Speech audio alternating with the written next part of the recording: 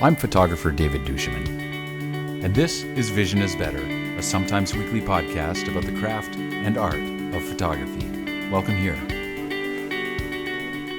Hey YouTube friends, welcome back to another episode of Vision is Better. Following up on a little bit of housekeeping, thank you all so much for the feedback that you gave me recently. As I mentioned in the last episode, have been completely overwhelmed with it. It has given me all kinds of new ideas for some new directions, which I'm excited to share with you shortly. One of those things is going to be a short series, and I haven't decided whether it's 1, 2, or 3 videos about producing a body of work and how we go about accomplishing that more on the practical side. So that's next, but I've ordered a new camera and a new mic, and I've got some new directions that I'm going in, and when those arrive, I'm going to use that series to kind of test out the new gears. So I'm holding off on that, and I'm writing some ideas down, so that's coming. I wanted to thank 5 people in particular, because when I initiated this thing, I said that I would randomly pull 5 names out of all of the comments that were given to me and send those 5 people, with my gratitude, a signed copy of my new book, which comes out in a couple of weeks, called The Soul of the Camera. So those 5 people are, and I will touch base with you personally as best as I possibly can, but if the lines of communication get crossed and you see your name, please make sure you communicate with me so I can get your mailing address and I can send you these. Those 5 people are Trina Holt, Carter Cooper, Jerry Smith, Mark Dunham, and Sharon Ludon. Apologies if I didn't quite get the names pronounced correctly. I guess I could have just picked 5 people that had easier names, but there you go. Thank you again so much. Now, this episode, I wanted to address another question that was sent in response to the YouTube stuff, and that was from a gentleman in Australia named Terry Haan. Terry very graciously took me for a drink while I was in Australia.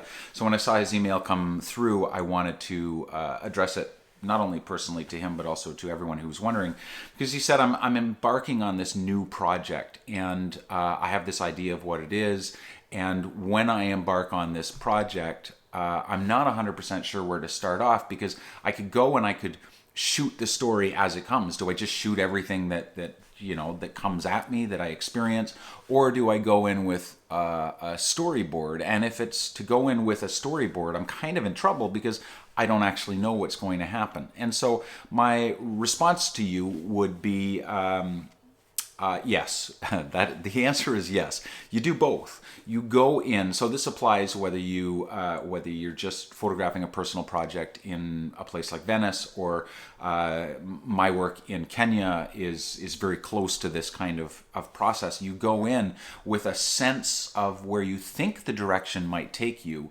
But you photograph everything. You go in maybe for the first couple days, or if it's a really long project, the first couple of weeks, and you just shoot everything that you see, everything that comes to mind, every unexpected thing, everything that's planned, or you've made this happen somehow. You just photograph it all. But once all of that's part of the exploration, it's part of your visual inventory. When it comes at you and you make your sketch images, and then you look at your dailies on your computer, you start doing the edits, that's when you will begin to get a sense of what the story actually is. And then you can sit down and you go, okay, now I sort of have a feeling of where the story is going, what I want this body of work to look like, and then you can start making your shot list. I don't do an actual storyboard. Some photographers do that to great effect. I do like a wish list. So for example, I was in India recently, in Jodhpur, and one week I decided that for my personal project, I would photograph the auto rickshaws, the tuk-tuks that drive around the streets of these small towns. And I'm intrigued by their shape, the color, the lives that the drivers, and they're a hub of all kinds of life. And I thought, I'm going to photograph that stuff.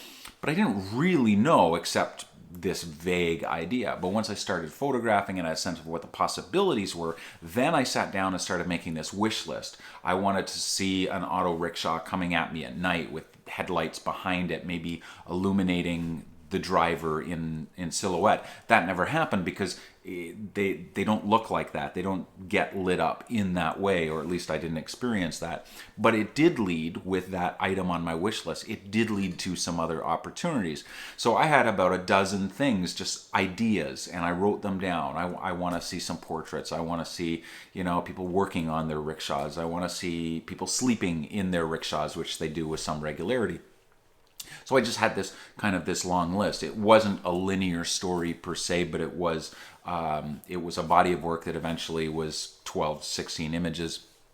And because I had first allowed myself to explore the subject, and then allowed the work to speak to me, and I kind of went, okay, this is working, that's not really working.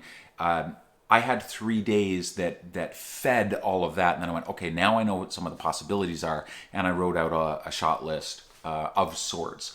You could storyboard it, but I guess this is part of the creative process. Anytime we go into it with such a firm idea, like I'm going to do this, and it's going to look like this, and I'm going to have these 12 shots, I think we're setting ourselves up for, not necessarily for trouble, that could work for you, but I think that we miss an opportunity because in my experience, life is so much bigger.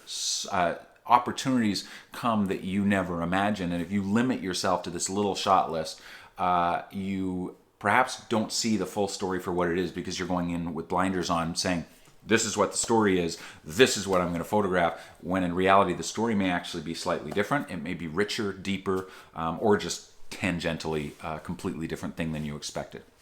So if you're going in on a personal project, and again I'm going to speak to this topic in some depth over the coming weeks, going in with a very set idea, going in with an idea is good, but be, as with everything, be a little flexible, hold it loosely, allow the situation to inform your body of work, and don't be hesitant to switch on the fly.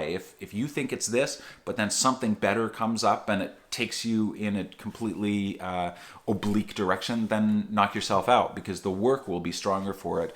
I think being a photographer means that we're open and we're receptive, and that is important.